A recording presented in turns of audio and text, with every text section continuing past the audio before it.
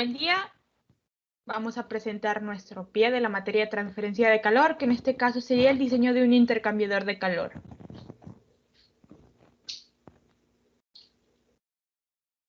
Primeramente, tenemos nuestro caso de estudio, donde nuestro fluido de proceso será el etilenglicol, el cual tiene un flujo másico de 68.000 kilogramos por hora y además el problema nos ofrece la temperatura de entrada y la temperatura de salida. Y también recolectamos algunos pequeños datos sobre las propiedades del fluido. Después, como fluido de servicio, tenemos el tolueno, el cual tiene una temperatura de entrada y se nos ofrece un rango de temperaturas de salida. También de este fluido recolectamos algunas propiedades, principalmente para observar si había algún cambio de fase. Ahora, para nuestros cálculos tomamos las siguientes consideraciones. Un flujo estacionario, tenemos un gasto de masa, temperatura y velocidad que van a permanecer constantes. La conducción axial del calor va a ser despreciable.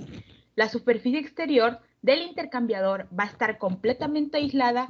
Y por último, nuestra área interna, área externa y área superficial van a ser aproximadamente iguales.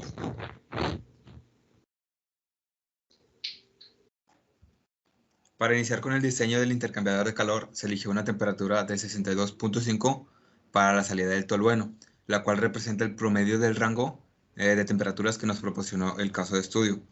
Después se procedió a calcular la temperatura de bulk para el etilenglicol y el tolueno, la cual es la temperatura promedio de la temperatura de entrada y de salida. Se obtuvo 385.65 Kelvin para el etilenglicol y 317.9 Kelvin para el tolueno. A estas temperaturas se le dieron propiedades como densidad, calor específico, conductividad, viscosidad y el Prandtl, obtenidas de las literaturas que se encuentran en el apartado de referencias. Posteriormente se calculó el flujo calorífico multiplicando el flujo másico del etilenglicol por su calor específico por el diferencial de temperatura, dando un resultado de 772.406.13 kilocalorías por hora. Como se observa, es casi 3/4 de millón de kilocalorías por hora, lo que es una gran carga térmica, por lo que se optó por un intercambiador de corazas y tubos. Ahora, teniendo en cuenta el flujo de calor, se procedió a calcular el flujo másico del tolueno, esto con la misma ecuación, pero ahora despejando para el flujo másico, y se obtiene 14.3 kilogramos por segundo. Para la elección de los tubos del intercambiador de calor se propuso un diámetro externo de 3/4 de pulgada y 0.51 pulgadas para el diámetro interno, así como una longitud del tubo de 12 pies. Estas son medidas comerciales tomadas del libro Ingeniería del Calor de Antonio Valiente. Asimismo, para tubos de 3/4 de diámetro externo con arreglo triangular, se eligió una distancia entre ejes de 1 pulgada. También se propuso una velocidad de 1.3 metros por segundo. Con estos datos, así como el flujo másico, se calcula el área de la sección transversal y posteriormente el número de tubos, el cual da 104.63.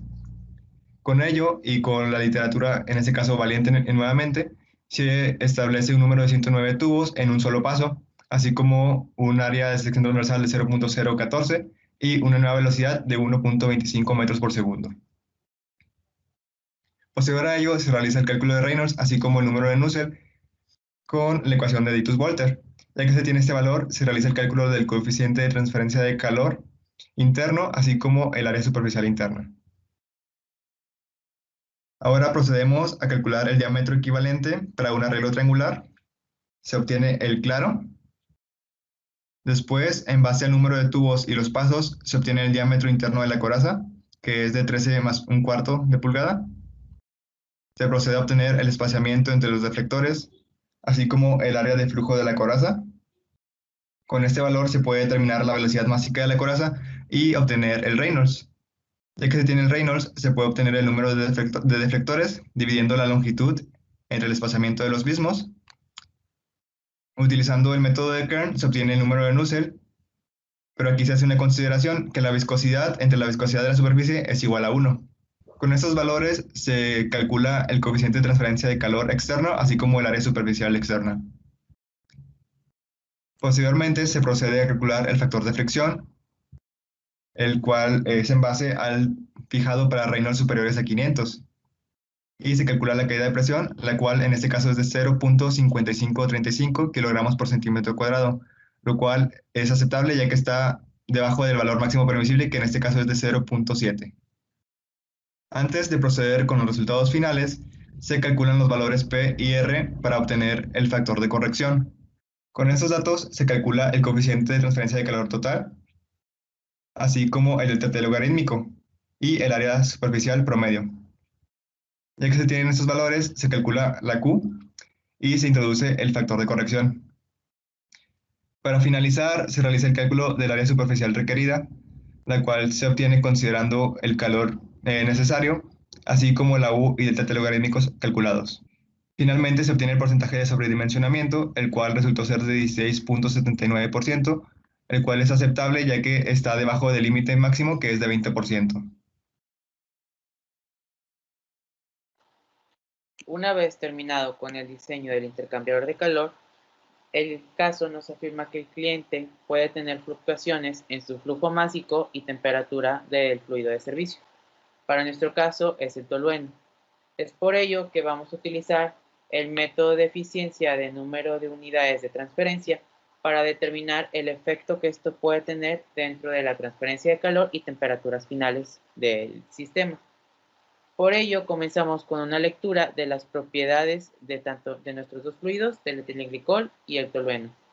Posteriormente, calculamos el CH y el CC con el fin de determinar cuál va a ser el C mínimo. Para este caso es el CC. Y luego calculamos la Q máxima con ayuda del C mínimo y la diferencia de las temperaturas iniciales de ambos fluidos. Luego nos dice que tenemos que tener una variación del más menos 20% dentro del flujo máximo, dándonos rangos de 17 a 11 kilogramos por segundo. Para ello vamos a hacer una modificación dentro del valor de CC, ya que este depende directamente del flujo de tolueno que va a ser modificado. Con esto calculamos nuestro valor de C. Una vez determinado el valor de C, obtenemos el valor del coeficiente de transferencia de calor total. Este se deriva del empleo del diseño pasado al modificar las propiedades que nosotros necesitamos para este caso en específico. Luego, pues, procedemos a calcular el número de unidades de transferencia y la efectividad. Cabe resaltar que para la efectividad utilizamos una ecuación de un intercambiador de calor de tubos y coraza con un paso por la coraza y 2 pasos por los tubos, aunque nuestro intercambiador de calor es por un paso por los tubos. Esto nos va a traer un cierto grado de error, pero se empleó así a falta de otras ecuaciones registradas en las bibliografías. Posteriormente a esto se calculó el calor real y las temperaturas de salida tanto del fluido caliente como del fluido frío. Ahora, para observar las variaciones de las temperaturas de salida de los fluidos con respecto a la variación de la temperatura del fluido de servicio, primeramente vamos a realizar el cálculo del Q máximo a partir del C mínimo que ya se calculó previamente y el cambio de temperatura. Después vamos a calcular el coeficiente de transferencia de calor total, que este valor será de ayuda para obtener el valor del número de unidades de transferencia de calor. Posteriormente vamos a calcular la efectividad a partir de la correlación de tubos y coraza. Y por último vamos a realizar los cálculos de las temperaturas de salida y el cálculo del flujo de calor real a partir de la efectividad. Y ahora en la parte inferior se pueden observar gráficamente las comparaciones con respecto al flujo másico del tolueno y de su temperatura de entrada al intercambiador de calor. Y ahora, para presentar nuestros datos calculados y supuestos, utilizamos una hoja de especificaciones del intercambiador de calor. En la primera parte de la hoja podemos ver algunas de las propiedades de los fluidos utilizados durante el proceso, en este caso para el tolueno y el etilenglicol, y más abajo están registradas las especificaciones de nuestro intercambiador de calor, ya sea el número de tubos, la temperatura y otras cosas. Y pues finalmente presentamos nuestras referencias de donde obtuvimos información para poder realizar todos nuestros cálculos y eso sería todo por nuestra parte.